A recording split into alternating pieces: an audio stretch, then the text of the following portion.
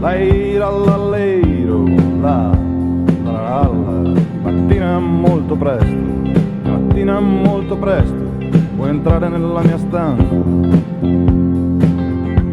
dissi aprendole la porta, dissi aprendole la porta, e non vedendo niente.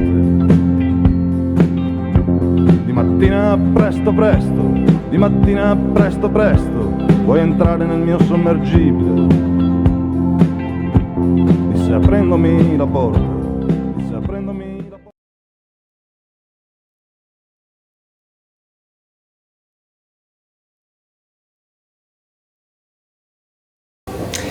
Bene, bene, e intanto do un benvenuto ai nostri ospiti. Io sono Andrea Sperandio, un caro saluto ad Andrea Sperandio e a tutti coloro che ci stanno guardando, che si sono collegati in questo momento sul gruppo Facebook di Mestre Mia.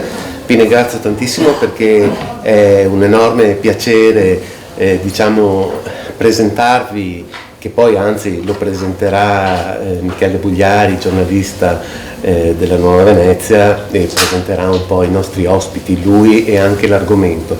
Naturalmente molti avranno visto e notato che quest'anno abbiamo deciso di celebrare anche in qualche modo, visto che sono 10 anni che Lucio 48, questo artista, questo grande talento, non è più fra noi.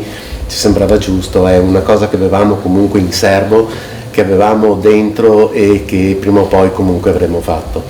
E dunque questa è la prima del ciclo di 3 incontri che faremo per conoscere innanzitutto chi è e la storia un po' di Lucio 48, ma anche sarà una rubrica, o saranno 3 incontri un po' propedeutici, in quanto nelle previsioni dell'Associazione Culturale Mestre Mia c'è anche quella di organizzare una mostra proprio dedicata a Lucio. Questa mostra, lo dico già, ma insomma è notizia di ieri che noi l'avevamo programmata per dicembre. A dicembre avevamo avuto la disponibilità del Comune di Venezia per farla nei locali della Provvederia in via Torre Belfredo 1 a Mestre, che è un piccolo ma graziosissimo locale, e ci sembrava il posto veramente adatto in centro a Mestre per poter fare la mostra dedicata a Lucio 48, ma purtroppo non sarà possibile a dicembre. Dunque slitteremo in primavera, alla volta io credo di aprile. Fra l'altro il 29 aprile è il giorno in cui avrebbe compiuto gli anni Lucio, e dunque io credo che in quel periodo noi faremo questa cosa. Allora, io fra un po' lascio la parola ringrazio intanto Francesco Sartori e Piercarlo D'Amato, che sono gli amici di sempre, come li abbiamo un po' così descritti, e che stanno portando avanti questo discorso legato al loro grande amico Lucio 48, e lascio la parola a Michele Bugliari, che ringrazio di aver accettato il nostro invito a seguire questa parte musicale, e concludo, dico solo questo, che per noi visto le tante rubriche che da anni insomma facciamo di divulgazione scientifica piuttosto che di sport o salute o altro, abbiamo deciso questo 2022-2023 insomma di dedicarci un po' all'aspetto della musica Mestre, anche perché c'è tantissimo da dire e tu Michele me lo confermi, e dunque prepareremo altre incontri diciamo dedicati proprio alla musica del nostro territorio, che ha sempre visto veramente delle eccellenze, anche lo possiamo dire, giusto? Giusto, e io vi ringrazio te Andrea. Grazie a voi, vi auguro buona chiacchierata. E ringrazio Piercarlo, Francesco, che sono qui con noi, e mi sembra una cosa molto bella insomma poter parlare anche attraverso questo media che per noi è nuovo, no? E quindi siamo felici comunque di comunicare con tutti gli amici di Lucio e della buona musica. E abbiamo avuto l'opportunità di fare 3 appuntamenti, quindi abbiamo cercato di dividere gli argomenti. e oggi vorremmo cominciare un po' con gli inizi, no? E quindi io direi a Pierre e a Francesco di raccontarci un po', insomma, torniamo alla messa degli anni '80, no? E cominciamo a capire come è nato l'incontro tra voi tre, perché poi voi, oltre che essere stati amici, ovviamente siete stati collaboratori, avete scritto tantissime canzoni anche molto importanti, insomma, insieme. E Lucio è passato alla storia per essere un poeta, anche un visionario, no? Un autore di testi molto importante, e voi insieme a lui avete dato la veste musicale, queste sue visioni, e quindi è stato un lavoro incredibile insieme, fianco a fianco per anni. E quindi volevo cominciare a raccontarci come vi siete conosciuti con Lucio, qual è stato l'inizio della vostra collaborazione, perché torniamo indietro a una Mestre, no, di tanti anni fa, e anche a degli artisti molto giovani, no, perché comunque eravate dei ragazzi tutti e tre. Purtroppo. Non possiamo continuare a dire che siamo dei ragazzi anche oggi, ma quasi. Non c'è audio. Quindi bisogna ripartire da capo. L'audio non c'è. E il video sì invece. Vabbè. Vabbè. Siccome siamo giusti alle 9 in punto adesso, possiamo ripartire da capo. Sì. Di fa tutto perché. Giusto, Ma non sono come te ne sei ancora. accorto? Te l'hanno chiamato? E purtroppo se avessimo avuto la connessione con questi problemi non ci sarebbero stati. Quello è un po'. Lo rifacciamo tutto da capo. Ecco, magari dopo Francesco fa un altro tentativo sul suo, per vedere la prova audio, 1, 2, 3 prova. Io penso che a questo punto non ci siano problemi. Ma sta già andando, no? Sì. Sì. Siamo già in diretta. Siamo già in diretta. Siamo in diretta, ok. Vabbè. Viva la Dio. Per vedere la prova audio, 1, 2, 3 prova. Io penso che... Vado. Signore e signori, buonasera, amici del gruppo Facebook di Mestre Mia, un caro saluto da Andrea Sperandio. Ci troviamo in questo momento al Forte Marghera, esattamente siamo nello studio di registrazione di Serenissima Musica, o Musica Serenissima, mi confondo sempre. Musica serenissima. Poco importa, diciamo. Ecco, ci troviamo in questo studio di registrazione, davanti a noi c'è anche uno spazio dedicato a chi nelle prossime puntate vorrebbe venire qui da noi e essere presente, bere qualcosa e sentire anche delle performance come sentiremo questa sera. Poi fra l'altro io intanto vorrei presentare un attimo Francesco Sartori e Piercarlo D'Amato, musicisti entrambi, e come avrete ben capito parliamo di Lucio 48. Diciamo che nel 2022 si ricorre il 10° anno dalla sua drammatica scomparsa, un talento, diciamo, musicale, compositore tutto tondo, lo abbiamo sempre detto probabilmente, ma lo ripeto ancora adesso, lo sconosciuto più famoso del mondo, colui che ha scritto il brano forse mondiale di caratura eccezionale come Con te partirò per Andrea Bocelli, ma non solo, avrete modo di sentire attraverso il percorso, diciamo, dei nostri ospiti e soprattutto di Michele Bugliari, giornalista, che ringrazio di essere qui presente, giornalista e critico musicale, scrive per la Nuova Venezia. Lo ringrazio tanto perché ha accettato il nostro invito di essere presente questa sera e altre serate dove noi appunto ci dedicheremo un po' alla musica, cosa che non abbiamo fatto fino adesso con l'associazione. Abbiamo fatto tante altre cose, però abbiamo sentito la necessità di avvicinarci al mondo musicale e dunque la cosa ci riempie assolutamente di gioia. Detto questo, io lascio la parola a Michele Bugliari, saluto Francesco Sartori e ciao Piercarlo. Parlate di Lucio 48, vi ascolteremo. Allora, buonasera a tutti coloro che ci ascoltano, e abbiamo in programma 3 serate per ricordare Lucio 48, quindi noi cominciamo questa sera parlando degli inizi. Ne parliamo con Piercarlo D'Amato e con Francesco Sartori, che sono stati i suoi amici ma anche i suoi collaboratori stretti per tanti anni, e insieme a Lucio hanno scritto delle canzoni importanti. Lucio è importante come autore di testi, ovviamente Pier e Francesco hanno scritto le musiche, collaborando con questo incredibile autore. E allora, per cominciare a raccontare un po' chi era Lucio 48, che come abbiamo detto prima è il personaggio famoso più sconosciuto del mondo, qualcosa del genere, no? Usiamo questa sintesi. In realtà tutti conoscono alcune delle sue canzoni, ma non tutti sanno chi è Lucio, allora noi volevamo rendere omaggio alla sua carriera e anche al suo percorso artistico. E quindi direi di tornare indietro, torniamo indietro agli anni 80, la Mestre degli anni 80, in un periodo in cui Pier e anche Francesco conoscono Lucio e cominciano da giovani artisti una collaborazione nuova. È venuta così. Nuova. È venuta così. E neanche io e lui ci conoscevamo fino a quel momento. C'è stato Lucio che ci ha poi in qualche modo unito. Io volevo solo passare il furgone del suo gruppo, il Volkswagen con la paperella sopra. E sapevo che esisteva questo gruppo, che è un nome stranissimo che io non riesco mai a ripetere. Cocchiere di detergenti. Esatto. Va Che bene. ovviamente era un gruppo progressivo. Progressivo, assolutamente progressivo.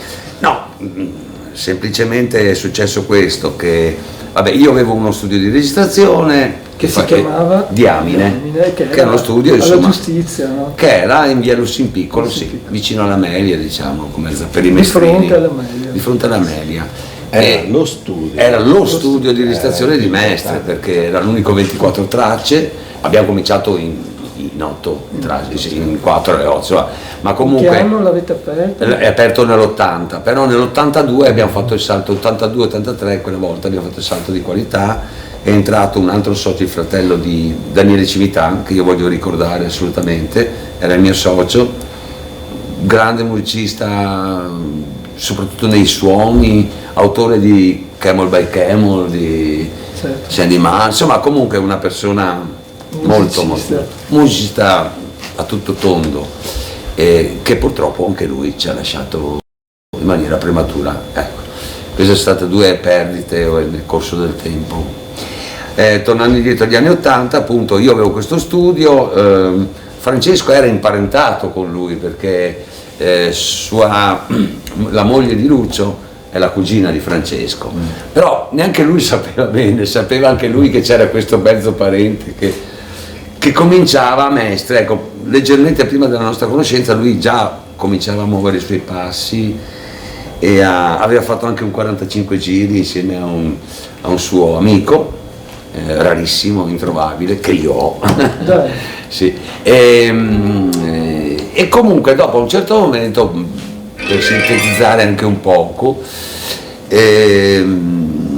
lui è riuscito a fare avere a Fabrizio De André una sua cassetta, dei provini fatti da lui con chitarra e voce a casa sua. Benissimo. E una notte D'André, insomma, l'aneddoto famoso che ha chiamato alle 4 di mattina, perché è il suo orario, erano gli orari di De André veniva di notte. E quindi a un certo punto deve aver ascoltato, dopo un po' di tempo gli è venuta in mano sta cassetta, l'ha messa su, ne è stato colpito e lui cosa ha fatto? Alle 4 di notte ha alzato il telefono e ha chiamato, perché c'era il numero sulla cassettina. Certo. Al che la famosa frase della sorella che di notte si alza e dice sì, tu sei Del Re, io sono, non so, Bob Dylan, ecco. Dopo chiarita la cosa che era proprio lui, si è innescato tutto un meccanismo. De André gli ha detto: io sei una persona che mi piace molto, come il tuo mondo, mi interessa molto darti una mano se posso, perché sai De André non è che poi era questo grande business, però conosceva tutti, insomma. E gli ha consigliato di mettere giù, di provinare queste canzoni fatte un po' così, proprio chitarra e voce, di provinarle un minimo, perché diceva, sai, adesso la gente, le case vogliono sentire anche un po' un prodotto, un sound un po' più definito, insomma, per farla breve, lui si è informato e un amico comune nostro, mio e di Lucio, pur non conoscendoci io e Lucio, ci ha messo in contatto. Lucio mi ha fatto questa proposta, insomma, per farla breve, io ho stato molto colpito da questa cosa qui, ho fatto anche subito una musica, i primi giorni che ci siamo conosciuti, poi mi è venuto a fargli subito un pezzo così di colpo, Caffè Austriaco, che è nel primo album, Comunque, detto ciò, è cominciata lì la storia. Nel contempo faccio continuare Francesco perché aveva conosciuto anche Francesco, il quale era andato a un concerto, non so. Sì, era un concerto del banco del mutuo soccorso in via San Marco, al Cinema San Marco. Io sapevo che lui era il marito di mia cugina, ma non ci conoscevamo. E alla fine del concerto l'ho incontrato, sono andato là, ho detto, ma senti, io sono Francesco, tuo mezzo parente. Suono pianoforte, se hai bisogno sono disponibile. Ah, ok, ha detto. Dopo 2 giorni lui mi chiama e ci siamo incontrati, siamo andati in studio a fare Ulrike Meinhof. Io avevo, non so, avevo il piano elettrico, mi pare il Fender sì. E là insomma è iniziata le nostre carcasse. Carcasse. No, adesso era uno strumento storico. No, scherzi, all'epoca era lusso. Era una grande cosa. Sì. Adesso sembra. Era un suono, ma ancora oggi il suono Sì, è solo che come tutte le cose analogiche era pesante portarlo, cioè c'era tutto un rito, no? Un rituale da affrontare con questi strumentoni, ecco. Niente, da là è iniziato e poi la cosa che ricordo con più, proprio con grande piacere, oltre alle sedute al Diamine notturne dove si facevano questi provini, si provinava. Sì, di notte. Poi erano gli incontri a casa di Piercarlo. Sottomarino. A Sottomarino era proprio una cosa strepitosa, dove arrivavo con il classico sintetizzatore, proprio avevo un Korg, non mi ricordo esattamente, un Korg, quello di legno, sempre bellissimo, sotto braccio, e arrivavamo a casa, pianoforte acustico, sto sintetizzatore, e là messi a fare. Bellissimo. No, eravamo assolutamente, ecco, questo devo dire. Quindi di giorno lavoravate per arrangiamenti? No, il problema della notte dello studio era così, era per un motivo proprio tecnico. Lo studio era sostanzialmente occupato e i miei soci non erano molto intenzionati a entrare in una produzione, quindi a occupare le ore. Non ci vedevano chiaro su questo personaggio molto strano. Invece evidentemente io e lui l'abbiamo vista subito la storia. Al che mi sono preso io la responsabilità, ok, d'accordo, li registro io, perché io un po' facevo anche fonico, non ero proprio il fonico dello studio, erano loro due, ma davo una mano. Quindi noi dobbiamo fare solo dei provini, per cui facciamo così, lo facciamo di notte, così lo studio va avanti con il suo lavoro e io mi occupo la notte, e si trovava tipo cappuccino alle 6 di mattina, solite cose da musicisti. Certo. E che brani avete registrato? Allora, Lucio all'epoca, Lucio aveva quasi tutti i brani dell'album, anzi se non tutti forse anche, e del primo album, impostati da lui. Solo che alcuni erano proprio abbastanza completi, infatti nel primo album ci sono molti pezzi che sono firmati 48, cioè musica e parole. Non c'era ancora dopo che da quel disco e soprattutto da là in poi abbiamo firmato tutti, perché facciamo noi le musiche, cioè lui ci ha letteralmente dato in mano la patata musicale, ecco. E quindi siamo andati avanti noi, insomma. Ma comunque il seguito di quella famosa cassetta è che dopo, senza che stiamo a dilungarci in tutti gli aneddoti che magari in altre occasioni si possono anche vedere con più piacere, ma intanto per introdurre un poco. Questa cassetta è finita in mano al più grosso produttore italiano, che era Alessandro Colombini dell'epoca, cioè Dalla, De Gregori, Venditti, Bennato. Tu, cioè, fai prima dire chi no, non c'è. Area, fai prima dire chi no, PFM, insomma tutti.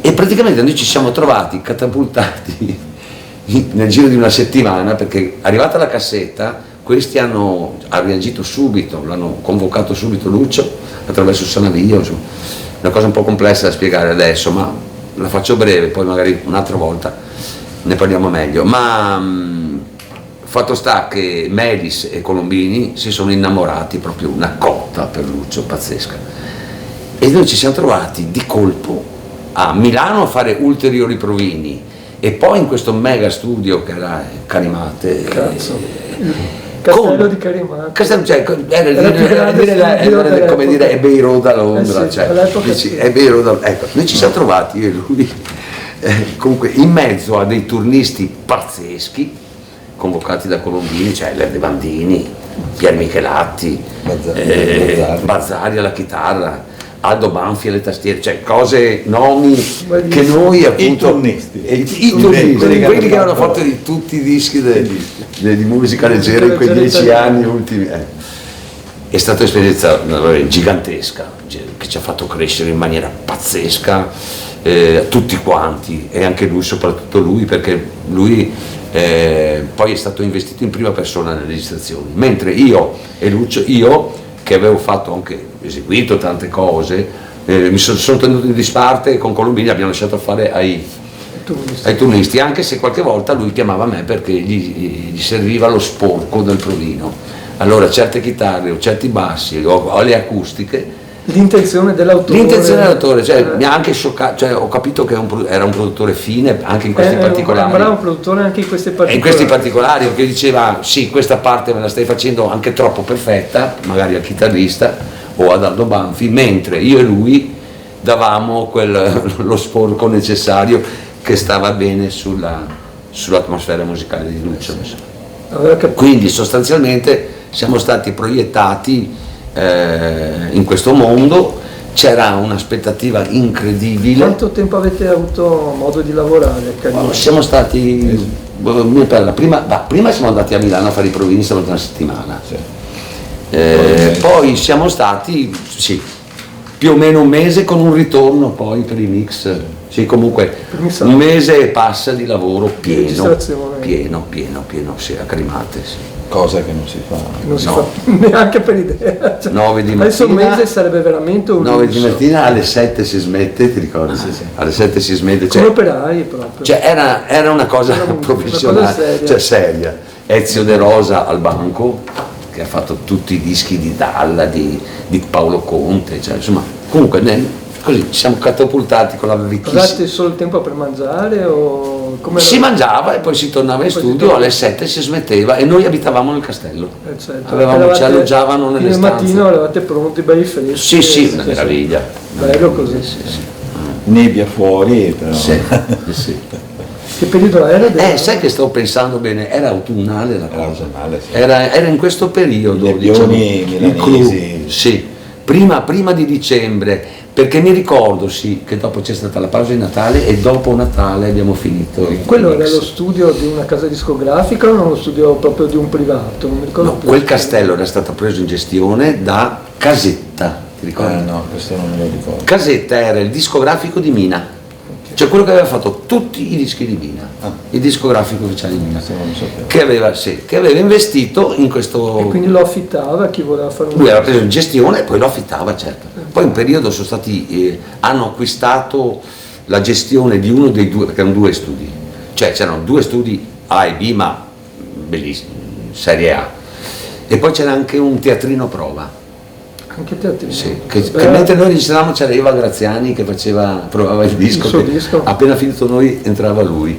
Era uno studio che aveva l'ingegnere, l'ingegnere del suono, era dedicato alla registrazione, poi aveva un ingegnere elettronico che si dedicava alla manutenzione dello studio, di tutto l'apparato mixer, non me lo ricordo come pareva tiravano ci fuori portavano le lavorazioni, perché il mixer dell'epoca avevano necessità di essere continuamente mantenuti, perché bastava una piccola cosa, funzionava male, e aveva questa figura tutto analogico naturalmente. No, era negli anni 80 lì avevano registrato Dalla De Gregori, ma come fanno i marinai? Lì hanno registrato tutti i dischi di Dalla, quelli famosi, lì hanno fatti tutti lì, da Come profondo il mare, quando Colombini lo ha preso, Dalla e poi un altro, poi dopo è arrivato Malavasi, no? Sì, dopo Washington.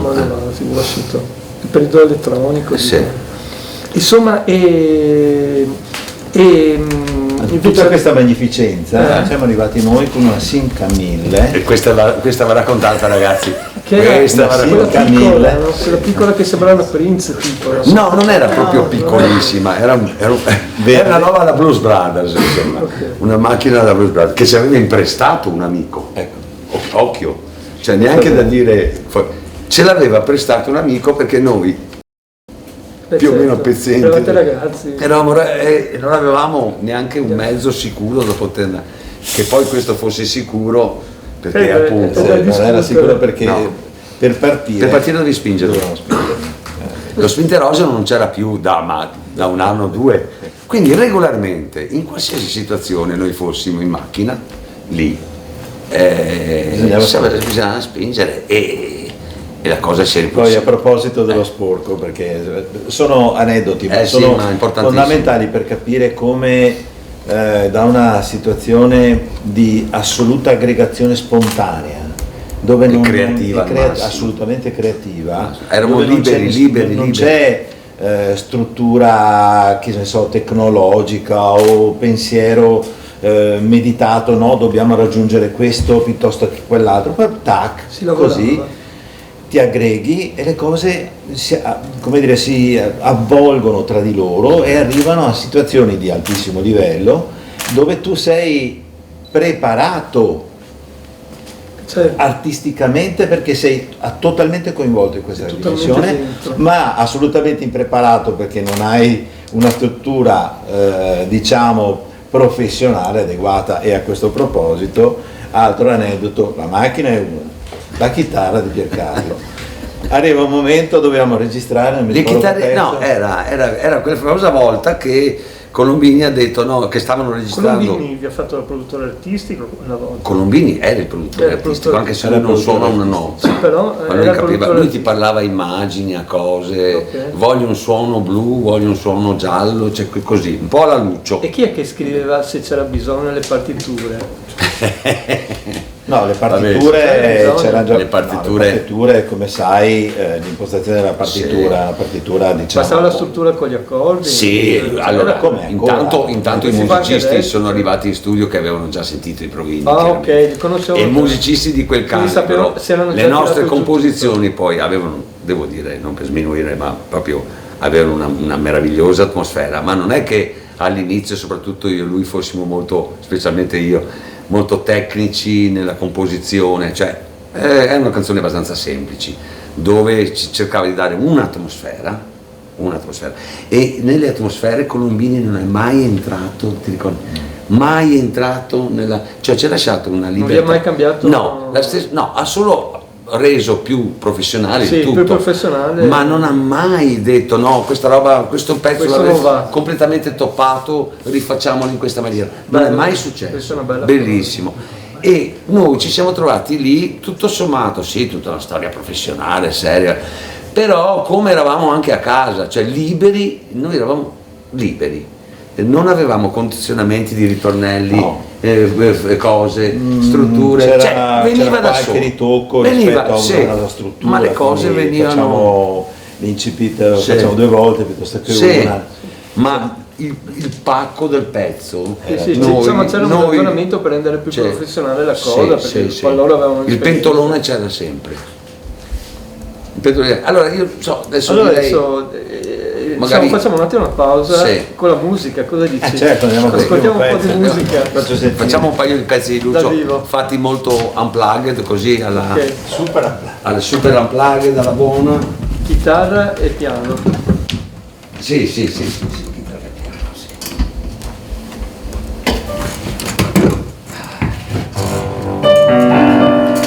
Allora, guarda, solo un attimo, dunque lì ci sono, no, un attimo che non prende, Ci sei? sì, però ci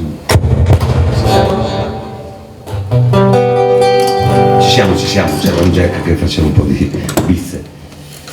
Cosa facciamo? Bah, abbiamo pensato di fare un paio di brani che si prestano un po'. Tornando Allora, primo album, Scaricano Legno Nero, adesso la facciamo, questa è una pezza di Lucio 48 proprio, e poi la firma mia perché ho inserito un riff eccetera, però Era suo. avevamo poca firma noi nell'album in generale, nel primo, e lo abbiamo svoltato a livello di taglio. Ok, questo è Scaricano Legno Nero. 3, 4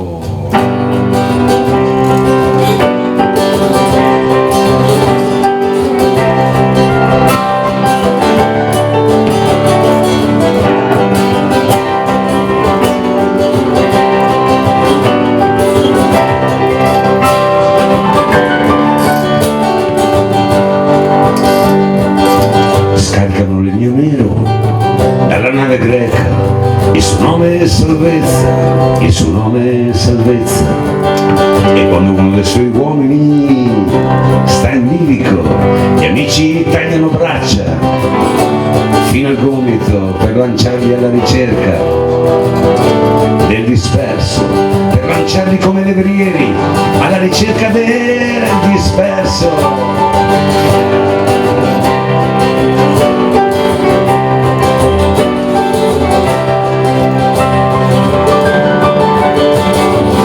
E il poco recita sul ponte, io so chi dirà, ma questo è un inferno, questo è un inferno, ma non salterà a terra in questo viaggio, ma non sono io che dico amor, muove solo stelle vuote, ma neanche questa barca che segue rota stelle, ma neanche questa barca che segue rota stelle.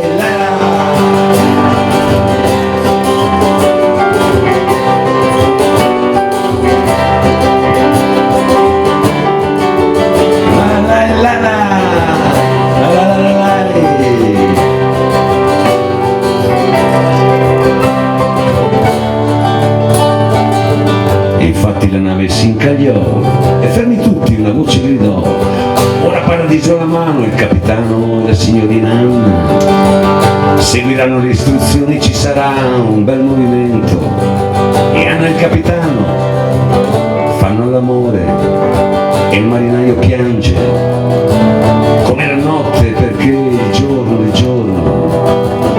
è più difficile, e il marinaio piange come la notte, perché il giorno è più difficile. La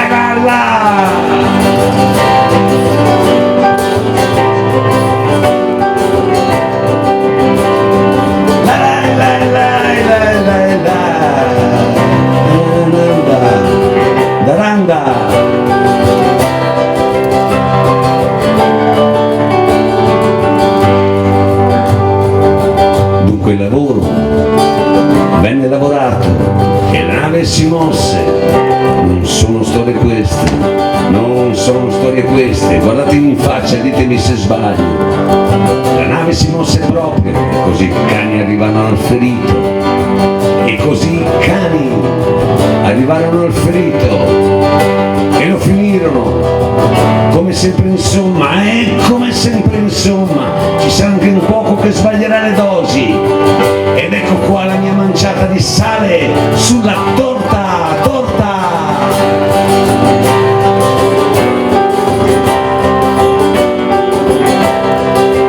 Oh yeah, na na na na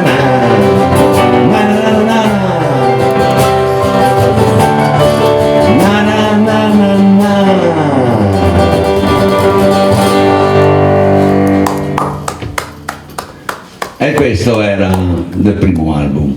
Adesso magari poi nelle prossime puntate si andrà avanti un po' con la storia, ma facciamo un saltino al terzo album, che è quello che poi contiene questa canzone, che è Se questa fosse l'ultima, che decisamente è stata la canzone che in qualche modo, insomma, la nostra canzone più famosa insieme a Lucio, in qualche modo è stata poi rincisa dalla Caselli, da Leandro Barsotti, da Bersotti, insomma è una canzone che in qualche modo, diciamo, si è fatta un po' strada.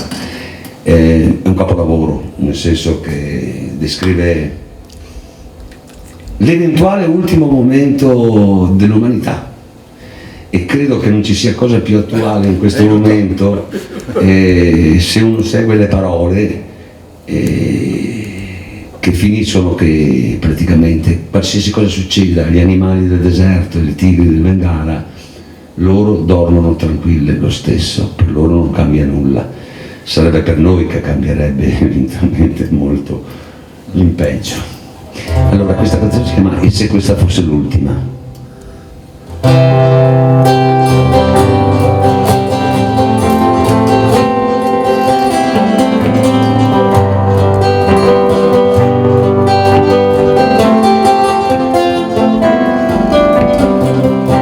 E se questa fosse l'ultima, nuvola sui cieli d'Italia,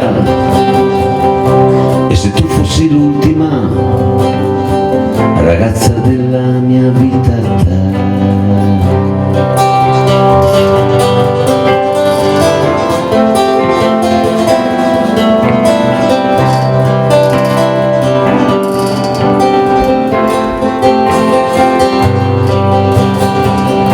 E se questa fosse l'ultima notte, notte in Italia,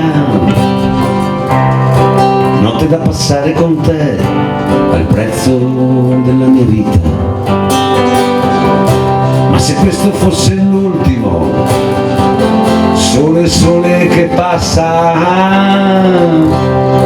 e ultimo treno che ci prende davvero, ma balla amore, balla come sai, e balla amore, ma non fermarti. Vorrei vederti danzare come le zingare del deserto, vorrei vederti danzare sul tetto del mondo.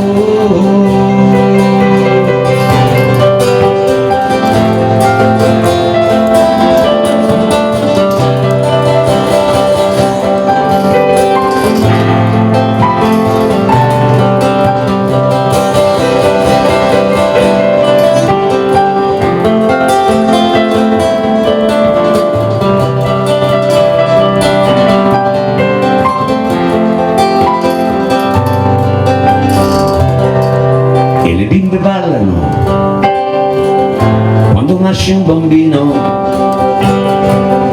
che faranno adesso davanti a questo vecchio che muore, ma gli animali del deserto,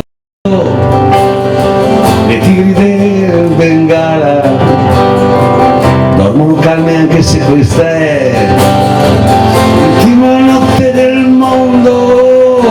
Balla, sì, balla amore, e balla come sai, ma balla amore e non fermarti. Vorrei vederti danzare come le zingare, vorrei vederti danzare sul tetto del mondo.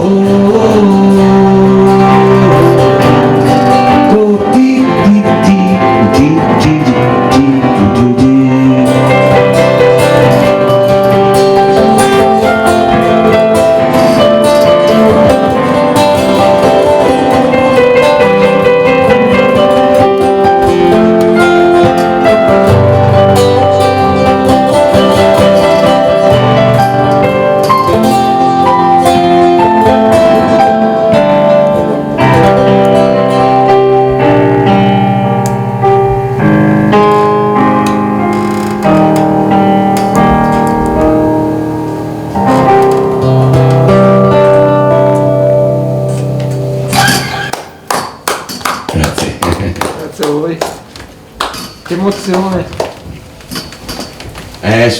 Sono pezzi pesanti, pezzi da 90. Pesante. E quindi il nostro Lucio scriveva dei testi non solo importanti ma anche diversi da come si scrivono i testi all'epoca in Italia.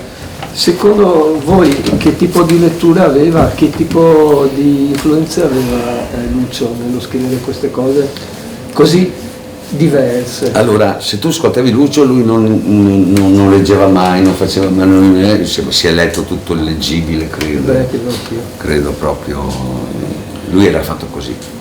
Era molto criptico nella sua... Assolutamente, ti dava poche informazioni. Non dava. Era raro che ti dava anche delle informazioni su come faceva lui le cose, gli dovevi scavare, poi in qualche modo poi veniva fuori la storia.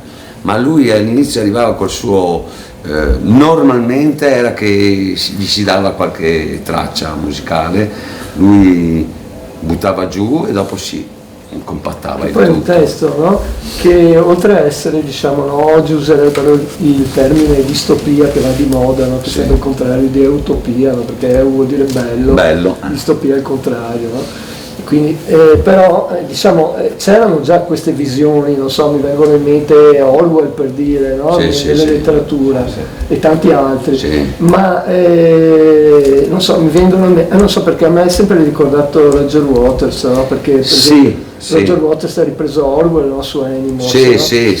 E, però la cosa che è divertente di questo brano, no?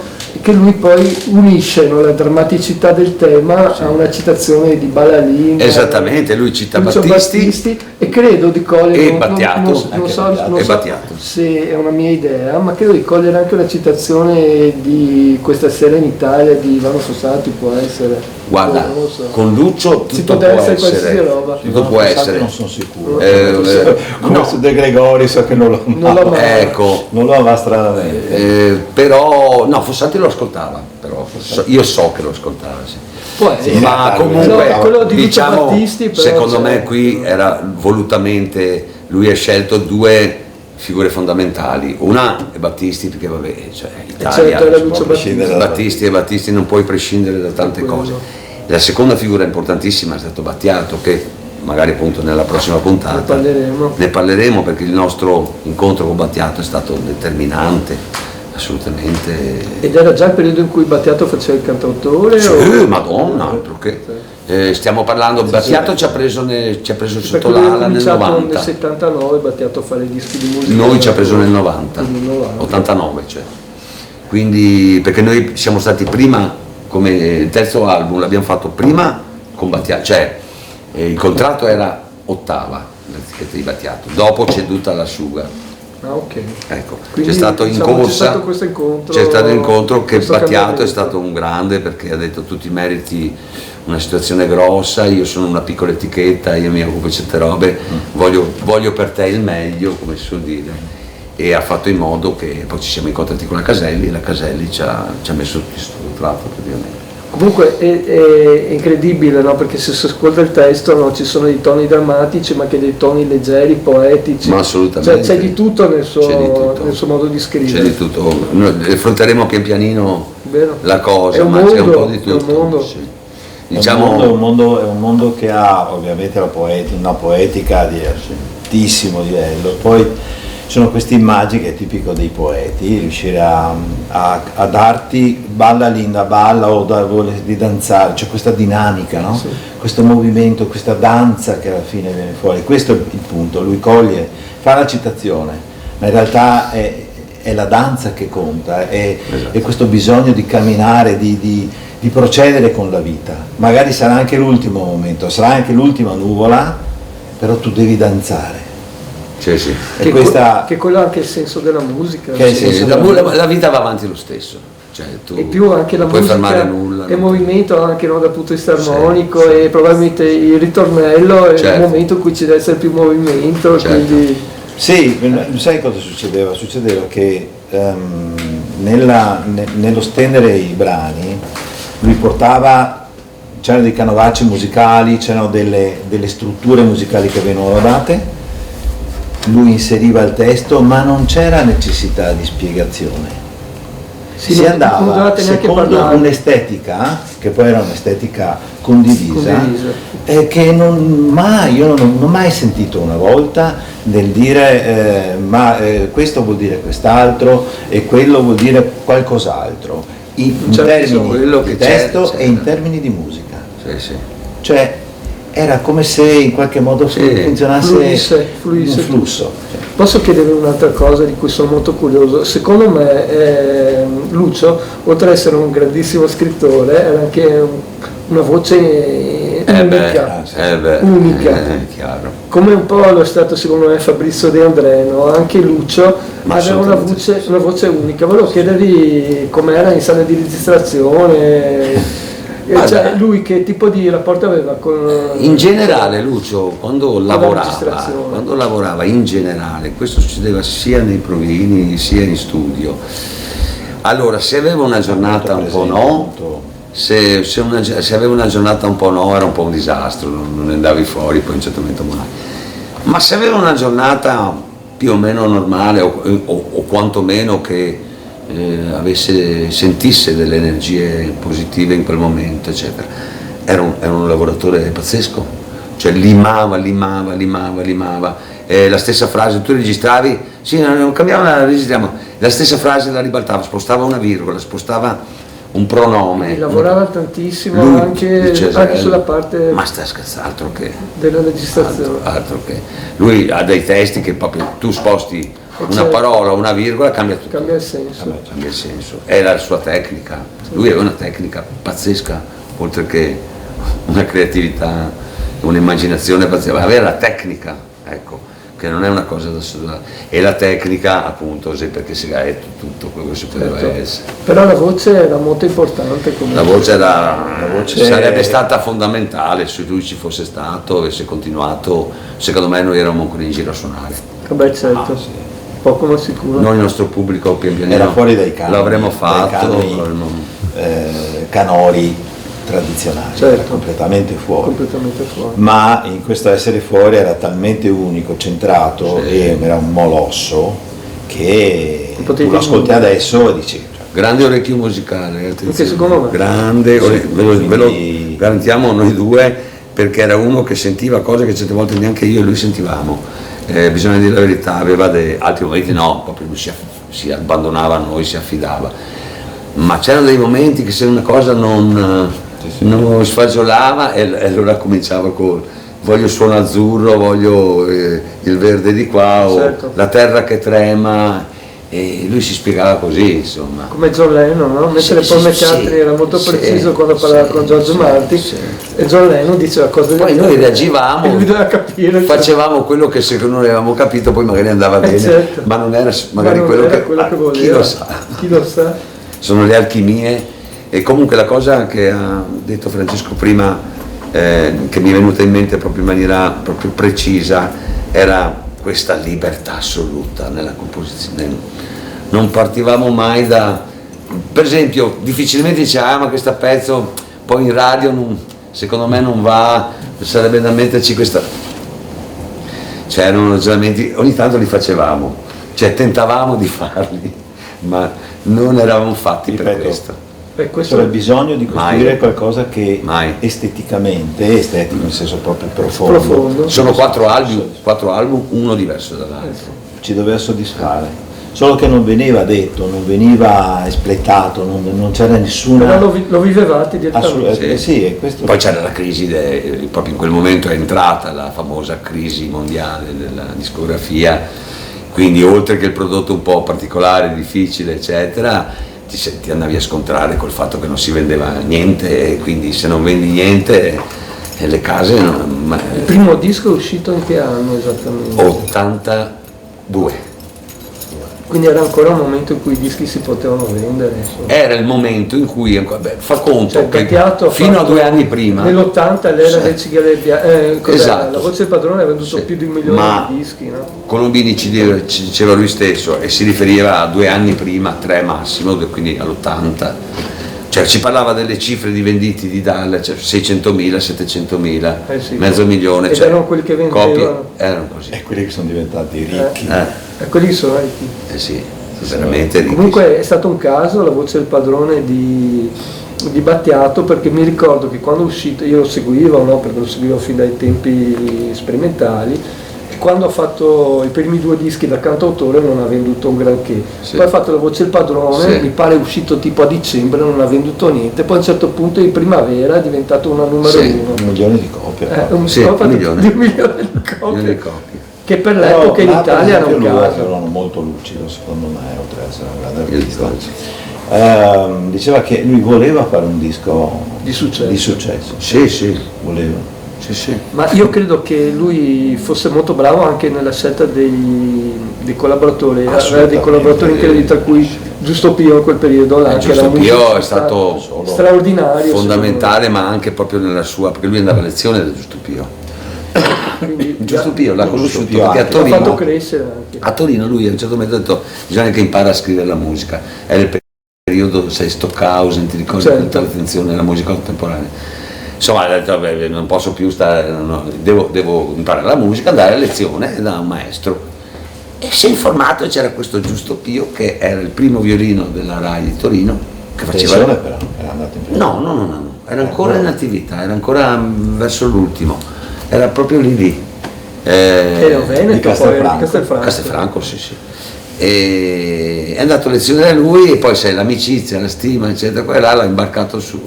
E un altro da ricordare sempre, il suo grande collaboratore, che è stato Filippo Destrieri, che non molti ricordano, ma è stato il tuo tastierista di fiducia. Però lui lo cita sempre nei sempre. Destrieri, e era un amico, chitarrista Ricky Bellotti, che ha suonato con noi, ha fatto i cori con noi sul terzo album. Che era nei New Trolls, se non sbaglio. New Trolls, sì, che insieme a Righeira ha fatto, ve lo racconteremo nelle prossime puntate, insieme a Righeira ha fatto i cori di un brano, su un nostro brano, su due brani nostri del terzo album. Sì, tutti ti danno e qualcos'altro mi pare. Beh, quindi diciamo abbiamo parlato abbastanza. Comunque no? diciamo siamo arrivati intanto al primo step dell'avventura.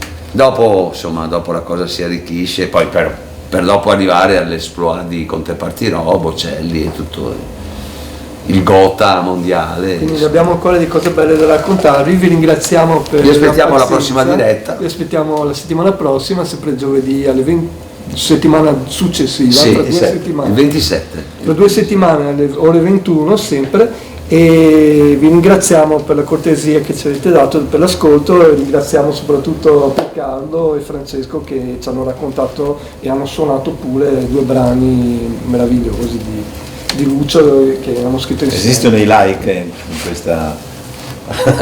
E quindi mettete no, i dicono like. sempre alla fine, Mettete i like. like. Allora salutiamo tutti. Buona serata, arrivederci. Buonasera a tutti. Buona serata.